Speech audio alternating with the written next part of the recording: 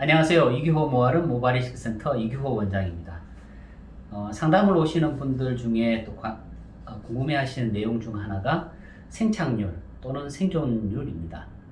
우리가 생착률이라고 하는 것은 심은 모발 수에 비해서 얼마나 많은 양의 모발들이 다시 생존하고 자라나왔느냐 하는 비율을 말하는 거죠. 우리가 보통 이식이라고 하면 간이식이다, 콩팥이식이다, 이런 경우에는 주체, 그 대상 자체가 하나이기 때문에 실패 아니면 성공인 거죠. 그렇지만 모발 이식의 경우에는 워낙 많은 양의 모발을 이식을 하게 됩니다. 그렇기 때문에 생존율, 생착률을 또 따지는 경우도 무의미하지는 않죠.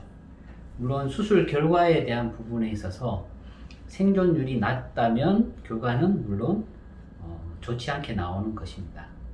그렇기 때문에 이 생착률은 결과를 보장하는 어떻게 보면 비밀의 열쇠다 라고도 볼 수는 있는 거죠. 어떻게 그럼 생착률을 우리가 안정적으로 높게 유지를 할 수 있을까?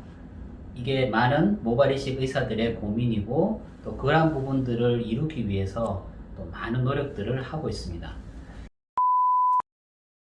생착률에 관해서 교과서적인 리뷰를 해보자면 교과서에서는 90% 이상의 생착률을 보인다면 그 모발이식 시술은 성공적이다 라고 말하고 있습니다. 실질적으로 생착률에 대한 또 연구들도 많이 있었는데 대체적으로 92에서 95% 사이의 생존율을 보였다라고 리포트를 하고 있고요. 실제 현장에서 저희가 경험적으로 보더라도 95에서 98% 가까운 생착률은 우리가 안정적으로 얻을 수 있다라고 보고 있습니다. 자, 그럼 생착률에 영향을 미칠 수 있는 그런 요인들은 무엇이 있을까 한번 알아보도록 하겠습니다. 크게 수술적인 부분, 의사가 수술을 진행하는 동안에 영향을 받을 수 있는 요인들과 수술 후에 환자분이 관리를 하고 또 유지를 하시는 측면에서 영향을 받을 수 있는 부분들을 나누어서 설명을 드리도록 하겠습니다. 먼저 시술적인 측면인데요. 첫 번째는 모낭을 채취를 할 때 손상이 없이 채취가 되어야 됩니다. 손상된 모발들을 이식을 하면 당연히 생존율이 떨어지겠죠. 그리고 두 번째는 이식을 할 때 모발들, 모낭들이 손상을 입지 않게끔 조심스럽게 이식이 되어야 합니다. 그래서 마치 그 새둥지에 있는 아기새를 다루듯이 채취된 모발들을 다루어서 이식을 해야 된다. 모발들은 우리가 흔히 보는 이 단백질, 머리카락 주변에 줄기세포를 포함한 많은 다른 구조들도 함께 있기 때문에 이러한 구조물들이 손상이 되지 않게끔 잘 이식을 하는 것도 참 중요한 일입니다. 그리고 이식하는 과정 중에 이제 출혈이 있다든지 또는 심은 머리들 옆에 있는 이전에 심은 머리들이 튀어나온다든지 그렇게 되면 이식을 하는 과정이 계속 반복적으로 계속 리터치가 들어가기 때문에 이러한 부분들이 또 생존율을 떨어뜨리는 원인이 될 수도 있고요. 그리고 무엇보다 이식하는 부위에 혈액순환이 잘 유지가 되어야 됩니다. 그래서 우리가 이식하는 깊이를 조절을 하고 이식할 때 쓰는 도구들의 크기, 두께도 우리가 최소화해서 혈액순환이 잘 유지가 되게끔 우리가 조절하는 것도 굉장히 중요한 그런 부분이 되고요. 그리고 우리가 이식 밀도도 사실은 조정을 하게 됩니다.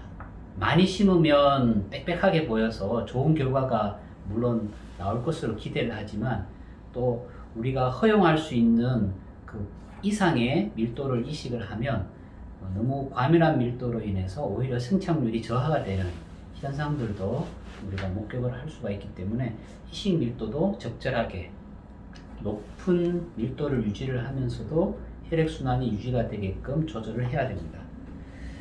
그리고 또 중요한 것이 모발을 채취를 하고 이식을 할 때까지 모낭이 몸 밖에 나와 있는 그 시간을 줄여야 하는 것이 또 중요합니다. 그래서 대체적으로 빠르면은 뭐 15분 내에 이식을 해주는 것이 가장 좋고요.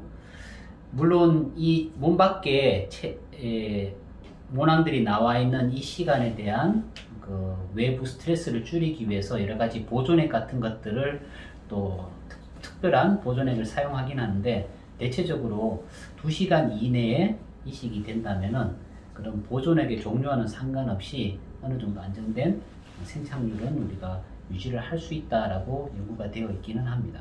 이렇게 시술과 관련된 그런 요인들이 많기 때문에 모발 이식을 하는 많은 병원에서 이러한 부분들을 잘 컨트롤할 수 있는, 잘 조절해 나갈 수 있는 그런 시스템들을 잘 구축하는 것이 중요한 그런 과제인 것이죠. 그래서 이러한 부분들이 잘 관리가 되고 구축이 되어 있는 병원들이 항상 좋은 결과를 유지를 할 수가 있는 것입니다. 그리고 수술 후에 영향을 끼칠 수 있는 관리적인 측면에 대해서 또 알아보도록 하겠습니다. 첫 번째는 금주금연을 해서 염증이라든지 또는 혈액순환이 떨어지는 것으로 인해 생착률이 저하가 되는 것을 최소화하는 것입니다. 두 번째는 헤어 제품을 사용을 하실 때 주의를 하시는 것입니다.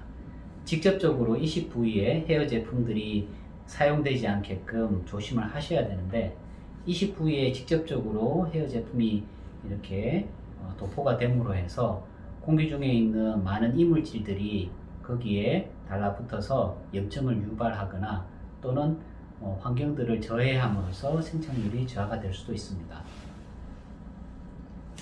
세 번째는 외부 활동을 하실 때 직접적인 태양광의 직사광선을 받는 것은 그렇게 좋지는 않습니다.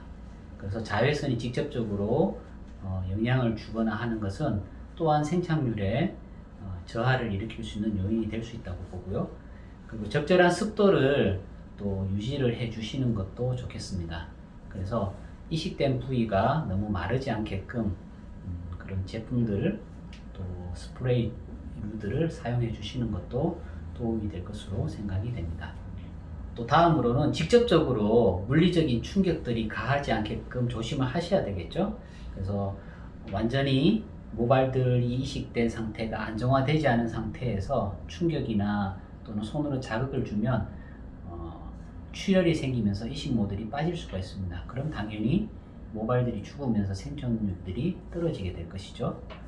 그리고 마지막으로 딱지들을 너무 일찍 제거하시다 보면 이식모들이 온전하게 생착이 되기 전에 빠질 수가 있습니다.